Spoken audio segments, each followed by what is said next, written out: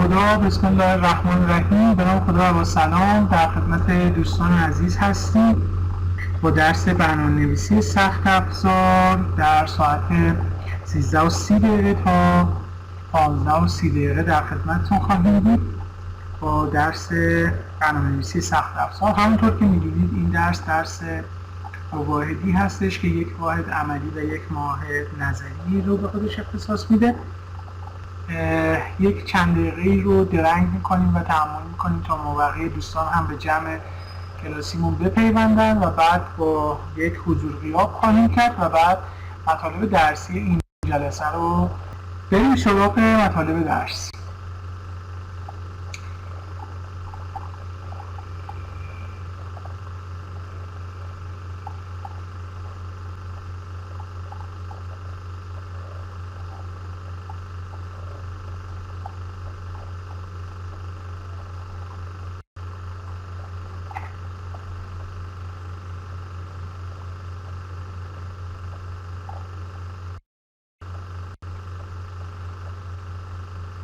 خب بچه ها، کلاس همونطور که میدونید 1:30 تا ساعت 3:30 هستش.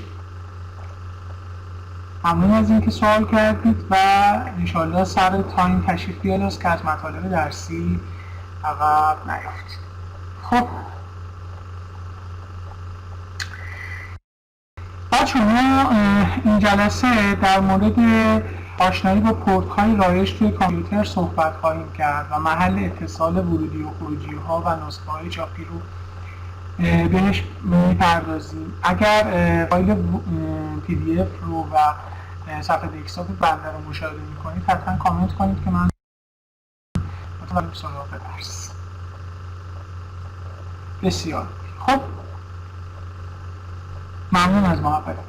بچه‌ها همونطور که میدونید شاید تا به حال کلمه پورت رو شنیده باشید. پورت به معنای فارسی درگاه بهش گفته میشه و جهت ارتباط یا رد و بدل کردن یا ارسال و دریافت اطلاعات بین دو سیستم ازش استفاده میشه.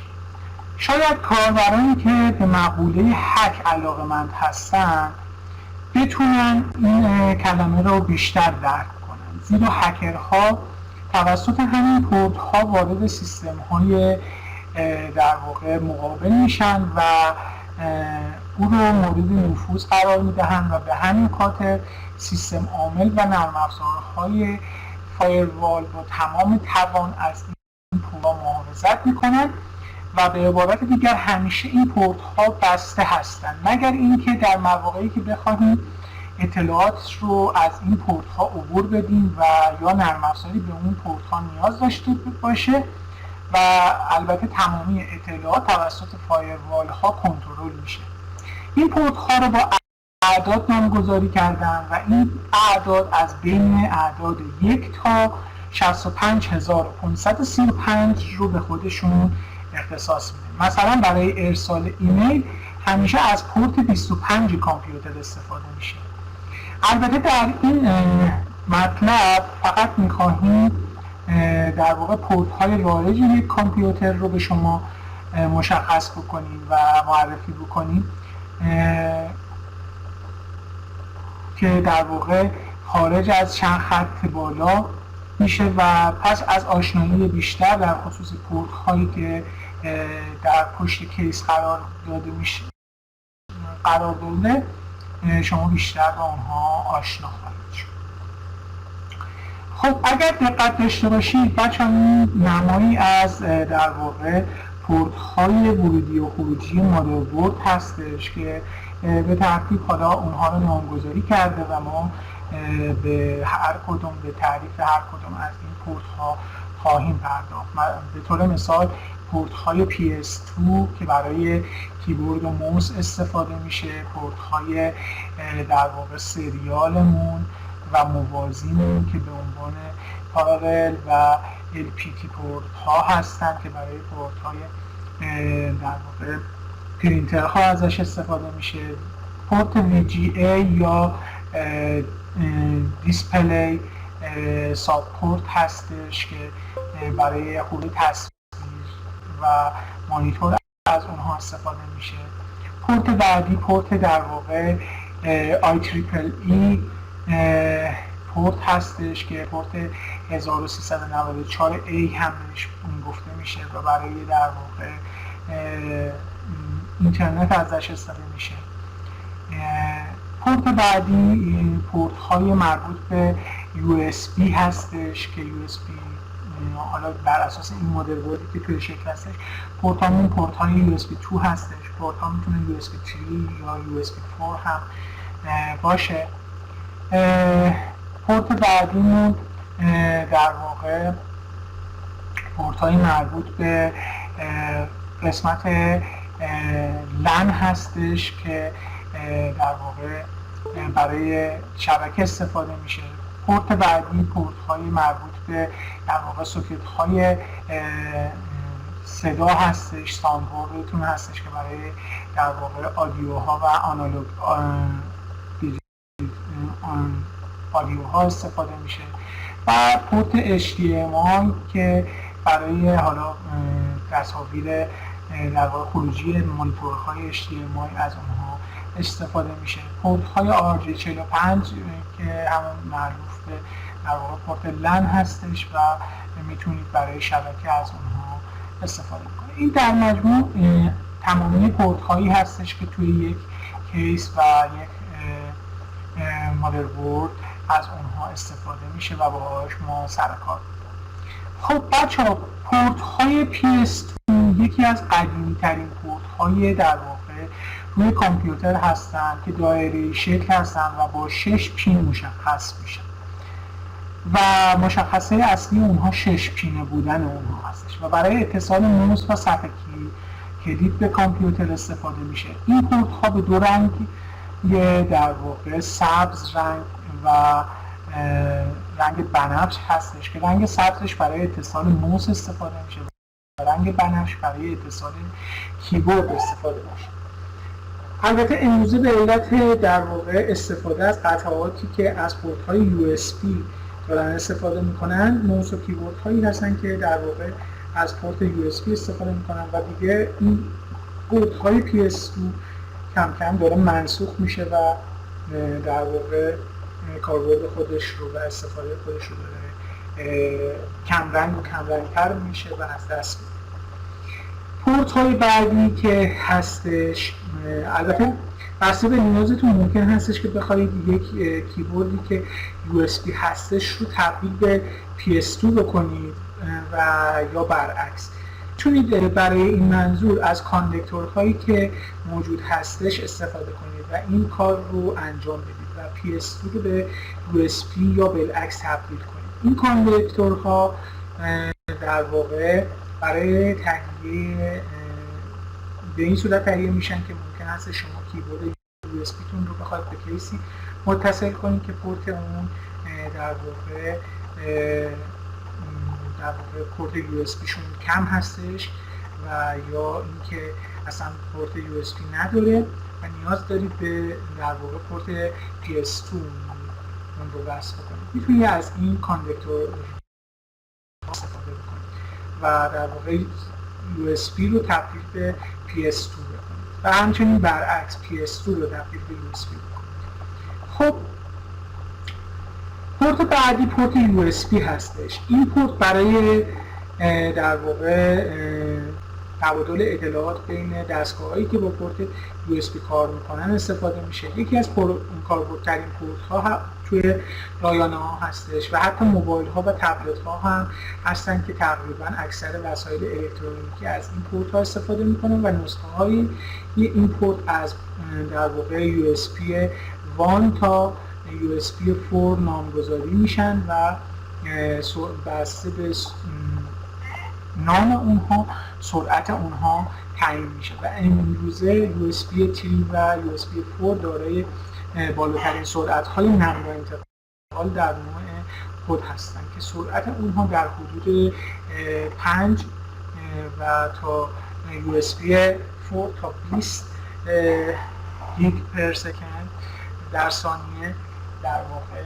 مشخص میشه و میتونید شما با استفاده از این USB های چی یا USB 4 اطلاعاتتون رو بین کامپیوتر و وسایل ذخیره سازی اطلاعات جابجا بکنید و در واقع اونها رو نقل انتقال بدید. خب USB 3 بچه‌ها رنگش آبی رنگ هستش، پایه رنگیش USB 2 مشکی هستش، USB 1 ها سفید رنگ هستن و USB 4 ها قرمز رنگ هستن.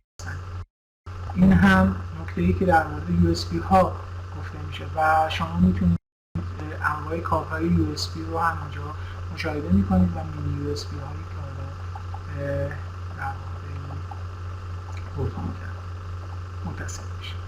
خب پورت های بعدی در واقع پورت دیسپلی ساب پورت ها هستند که یکی از پورت های مخصوص نقل و انتقال تصاویر بین کامپیوترها و مانیتورها هستند که در واقع رنگ آبی اونها باعث شده که همه کاربران قدیمی اون رو به راحتی بشناسن و نام دیگه این پورت ها RGB یا VGA هستش که روی کارت های گرافیکی یک کامپیوتر شما میتونید اونها رو ببینید و تعداد پین هایی که این پورت ها استفاده میکنن 15 پین هستش که در واقع 15 عدد هستش و به تازگی رقیبانی همچون دیجیتال ویدیو ها و به تازگی HDMI ها در واقع کارکرد اونها رو بیشتر کرده و از پورت های دیجیتال ساب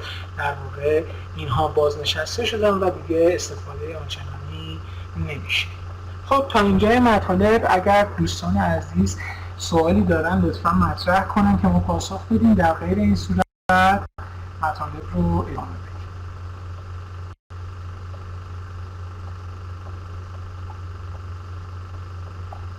خب کسی سوالی نداره؟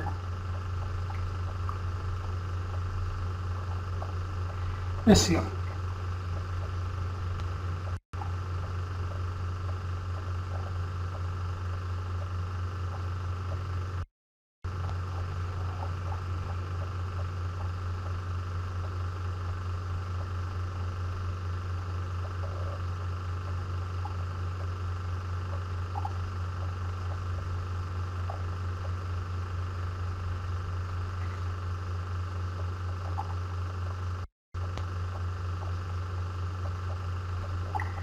خب من حضور جناب آقای یاوری رو ثبت میکنم که با تفریق تشریف آوردن مشکلی هم هست.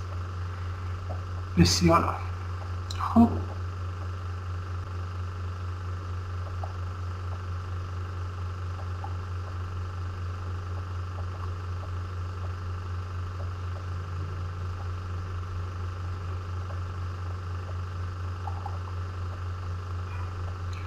خب جناب آقای شهریار قاسمی رو هم حضورشون رو ثبت میکنم. تشکر از ما. مرسی از دوستان که کامنت میذارن.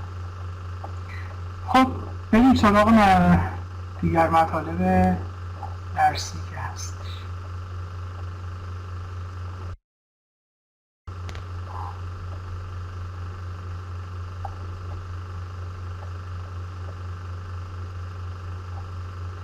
خب جناب آقای سید علی هاشمی قومی رو هم ما حضورشون رو ثبتش.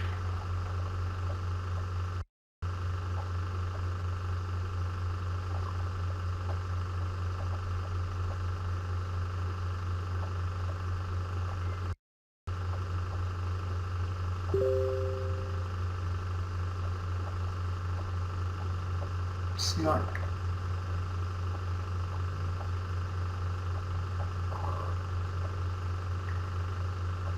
خب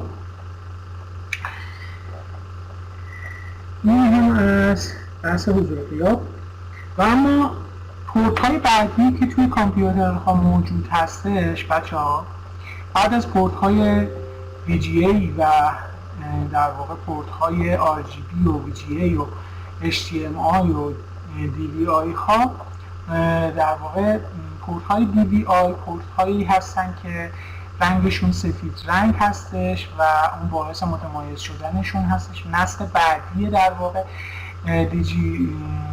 دیسپلی پورت ها هستن و این پورت ها برای انتقال تصویر به مانیتور هستش، با این تفاوت که این پورت ها دارای 29 پین هستش و طبیعتاً از کیفیت مطلوبتری نسبت به نسل های قبلی خودشون برخوردار هستن.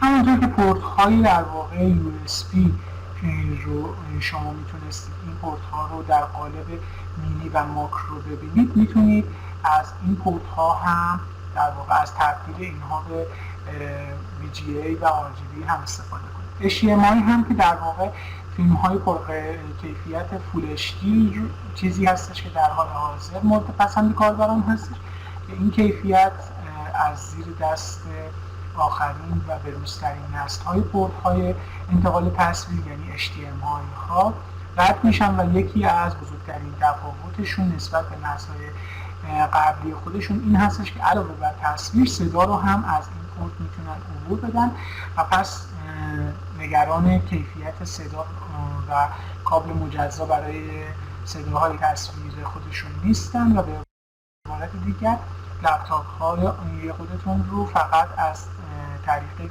کابل های HDMI به تلویزیون میتونید متصل کنید و خواهید دید که هم صدا و هم تصویر از تلویزیون پخش میشه و این پورت ها هم همانند USB و DVI ها دارای میکروفون و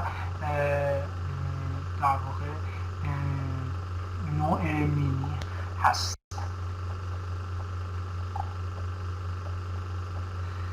خب جناب آقای محمد نجفی فر هم تازه به جمعمون پیوستن، خیلی مقام عرض میکنم و حضور شما را هم ثبت.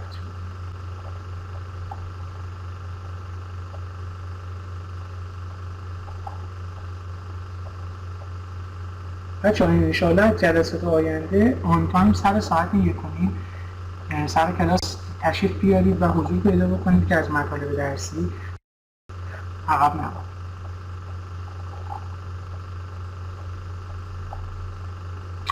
ممنون از محبت. جناب آقای علی طالب علم رو هم حضورشون رو ثبت کردیم. تشکر از شما.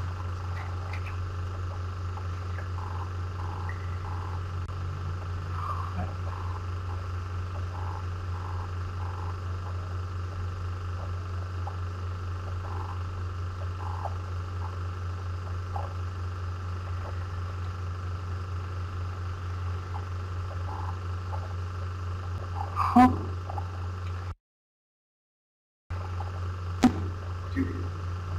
همونطور که میبینید بچه‌ها 3 نوع تایپ در واقع کابل HDMI رو در حالت میکرو HDMI، مینی HDMI و خود HDMI رو شما توی تصویر مشاهده میکنید که در واقع فایل تایپ A یا فول سایز HDMI بزرگترین پورت در HDMI هست، تایپ C به در واقع مینی HDMI اطلاق میشه و تخصیص پیدا میکنه و تایپ D هم به میکرو HDMI اطلاق میشه و اختصاص میکنه. در مورد اترنت یا شبکه یا پورت RJ45 هم پورتی هستش که برای کارهای لن ازش استفاده میشه. این اسم مخصوص شبکه هستش و به RJ45 هم میگوین. از این پورت برای اتصال دو یا چند کامپیوتر به شبکه استفاده میشه. مودم های ADSL یا تلویزیون نیز با این پورت ها آشنایی کامل دارن و از اونها پشتیبانی میکنن. این پورت ها میتونن سرعت های بین 10 تا 1000 مگابیت پر سکند رو بین خودشون انتقال بدن و بهترین روش برای انتقال دو کامپیوتر در شبکه محسوب میشن و از این پورت ها میتونید استفاده بکنید. پورت در شکلش رو هم که در صفحه میبینید.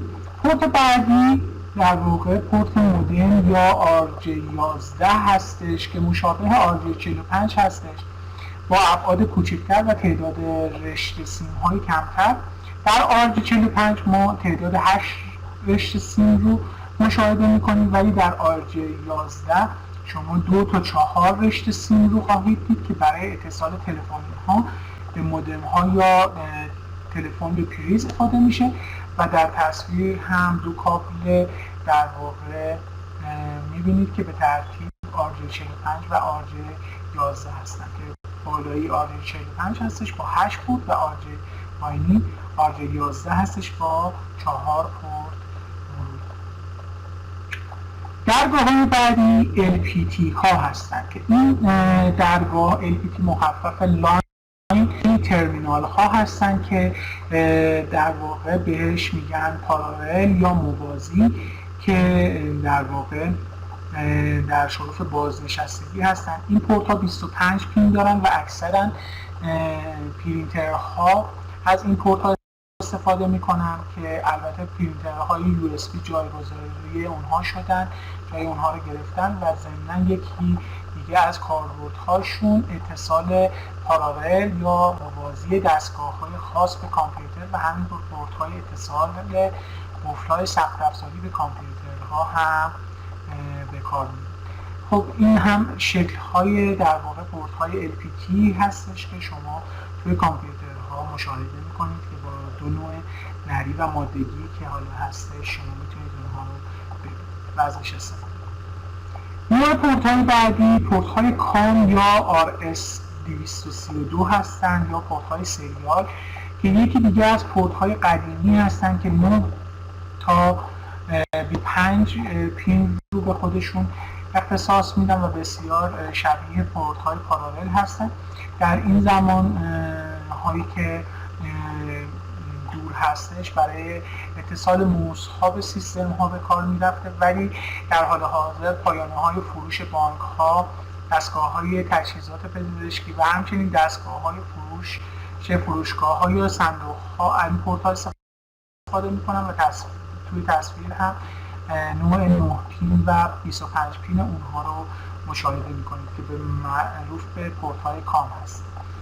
پورت بعدی پورت های ایساتا هستن، الکترونیک ساتا که یکی دیگه از پورت های مورد استفاده در تجهیزات سخت افزاری هستن که برای اتصال هارد دیسک ها و هارد های کامپیوتر مورد استفاده قرار میگیرن و قبل از اینکه USB 3 وارد عرصه در واقع سیستم های دیجیتال بشه، هارد دیسک ها برای اینکه بیشترین سرعتشون 480 مگابیت پر سکند بود، پس از ظاهر شدن این سات ها اطلاعات با سرعتی در حدود 6 برابر سریعتر از نوع قبلیشون به کار میداد و به کار گرفته شد و در ادامه ولی باز هم پورت های خارجی نمیتونستن ازش استفاده کنن تا اینکه الکترونیک ساتا ها یا ای ساتا ها به دنیای کامپیوتر شد و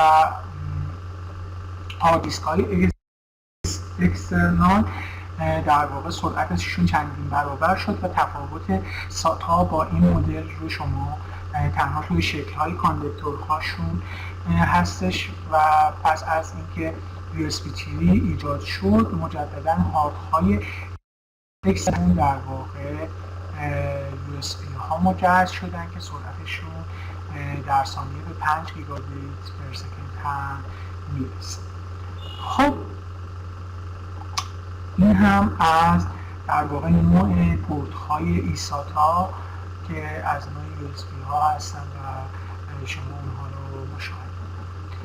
خب نوع بعدی یا پورت بعدی پورت فایروار هستش یا IEEE 1394 که این پورت ابتدا روی هارد های خارجی یا اکسترنال مورد استفاده قرار می‌گرفت و برخی هم برای اتصال در شبکه‌ها از اونها استفاده می‌کردن، یعنی به جای اینکه کابل کراس رو ازش استفاده بکنیم از این کابل استفاده می‌کردیم. در حال حاضر برای متصل کردن ویدیوهای دیجیتال به کامپیوتر استفاده میشه و میتونیم بگیم که یکی از بهترین رابط‌ها برای اتصال دوربین‌های خانگی ها هستند و این پورت در 2 مدل 4 پین که توی لپتاپ ها استفاده میشه و 6 پین که برای تامین برق هستش استفاده میشه و این پورت ها پهنای باند 400 مگابیت پر سکند رو به خودشون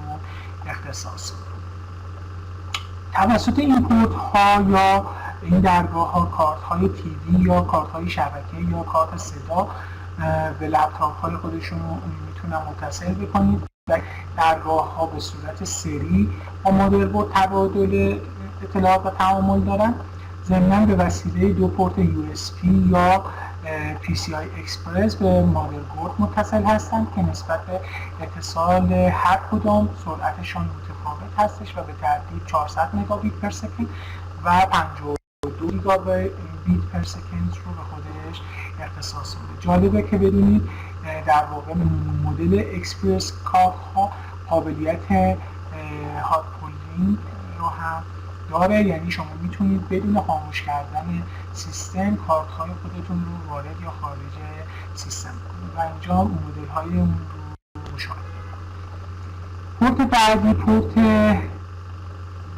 SPD IF ها هستند که این پورت ها مخفف در واقع سونی فیلیپس دیجیتال اینترفیس هستش که همونطور که از اسم اونها کاملا پیدا شرکت های سونی و فیلیپس از اونها رو ایجاد کردن و کلا صدا به دو فرمت آنالوگ و دیجیتال استفاده میشه و در خروجی مانیتورها و مادربردها ظاهر میشه. خروجی دیجیتال توسط پورت های در واقع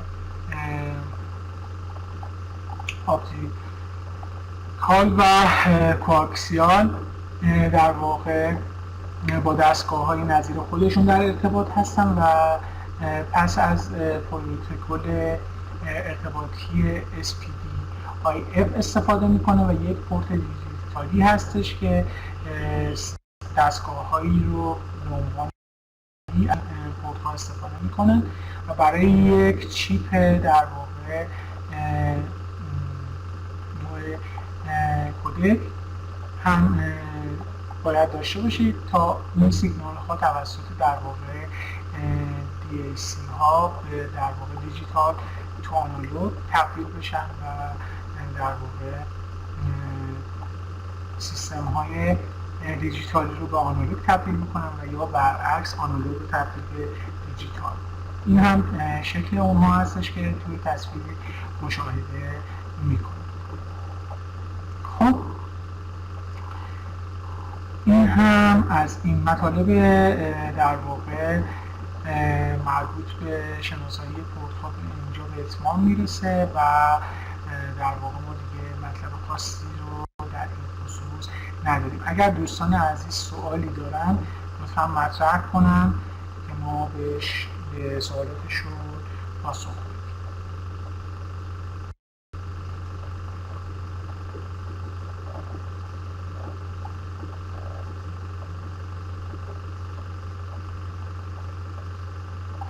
بسیار خب بچه ها، پس ما توی این جلسه با انواع پورت ها و کاربرد اساسی اونها آشنا شدیم. برای جلسه آینده زحمت بکشید در مورد نسل های جدید پورت هایی که توی سیستم های دیجیتالی و توی سیستم های کامپیوتری از اونها استفاده میشه و نسل بندی اونها، سرعت انتقال اطلاعات، ریت اطلاعات بین پورت ها یک تحلیلی بکنید و آمادگی برای پرزنت کردن اون داشته باشید و تحقیقاتتون رو توسط در واقع آدرس ایمیلی که الان در اختیارتون قرار میدم لطفا برای من ایمیل بکنید و توی سایت سندلات هم اونها رو بارگذاری بکنید تا بقیه دوستانتون هم بتونن از فایل استفاده بکنن، ضمن اینکه آمادگی داشته باشید برای پرزنت کردن در واقع فایل ها.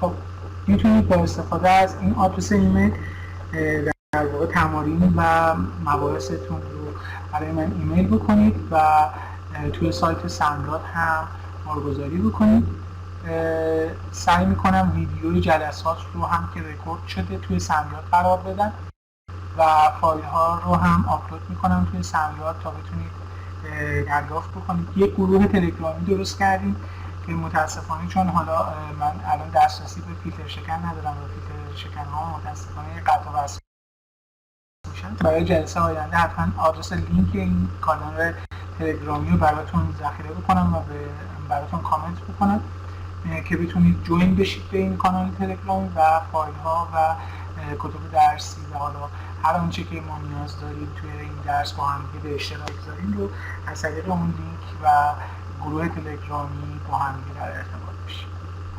خب دوستان عزیز، اگر سوالی دارم من خدمت شما هستم.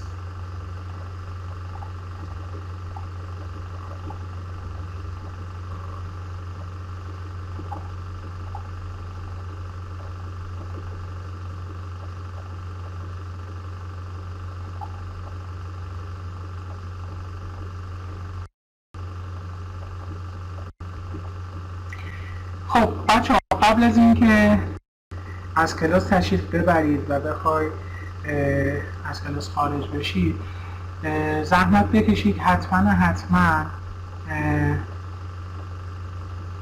برای جلسه آینده این تکلیفی که انجام بدید و تا قبل از روز چهارشنبه برای من اون رو فایلش رو که حالا یک فایل ورد یا پاورپوینت هستش زحمت بکشید ارسال بکنید، هم ایمیل هم سایت سمیار برگزاری بکنید که ما بتونیم دوستان رو برای نمره در واقع کلاسیشون در نظر بگیریم و در واقع کسی از نمره کلاسی محروم نشه. نکته بعدی که هستش، حتما دوستان آمادگی برای پرزنت داشته باشن که اگر کسی از دوستان رو خواستیم که بیاد مطلبش رو پرزنت بکنه، دوستان آمادگی ارائه داشته باشن که بتونن در واقع نمره کامل رو دریافت. ضمن اینکه باز هم میگم برای ارائه هاتون هر کسی حداقل 4 ارائه رو باید توی این درس داشته باشه.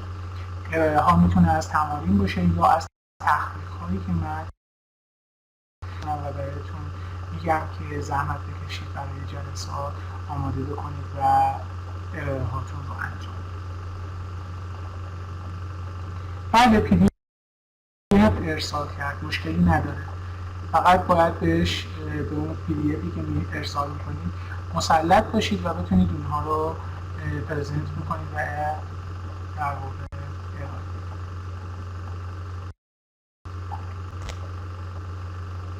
بله تا یک روز قبل از در واقع تا قبل از روز چهارشنبه هفته آینده میتونید تحقیق‌ها و تمارینتون رو برای بنده به ایمیل و سایت سمیار برگزاری و ارسال کنید.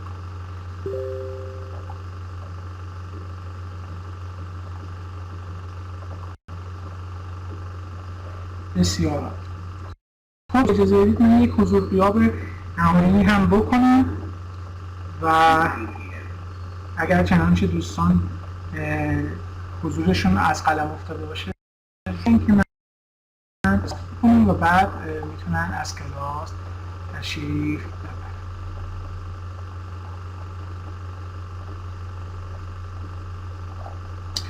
انشالله سمیار مشکلش که حل بشه ما حتما فایل‌ها رو تو اونجا بارگذاری میکنیم. خب جناب آقای ارشیال رشفندملی،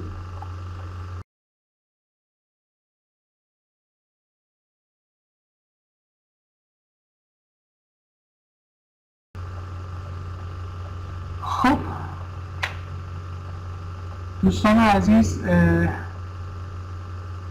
مطلب خاص دیگه‌ای نمونده، همه درس رو من این برای این هفته ارائه کردم. اگر دوستان عزیز سوالی ندارن، بچه‌ها تحقیقتون تا روز سه‌شنبه هفته آینده وقت هستش که برای من فایلش رو ارسال بکنید و در مورد انواع پورت های جدیدی که توی کامپیوتر موجود هستش، سرعت نقل انتقالات و نسل های جدید اونها می تحقیق بکنید و توی سیستم های کامپیوتری و سیستم های دیجیتال و اون رو توی کلاس ارائه.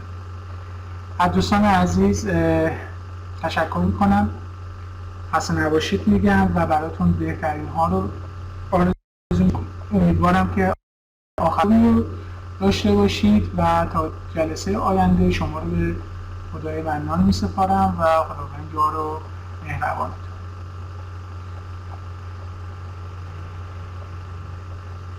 خب خدا نگهدار همگی دوست.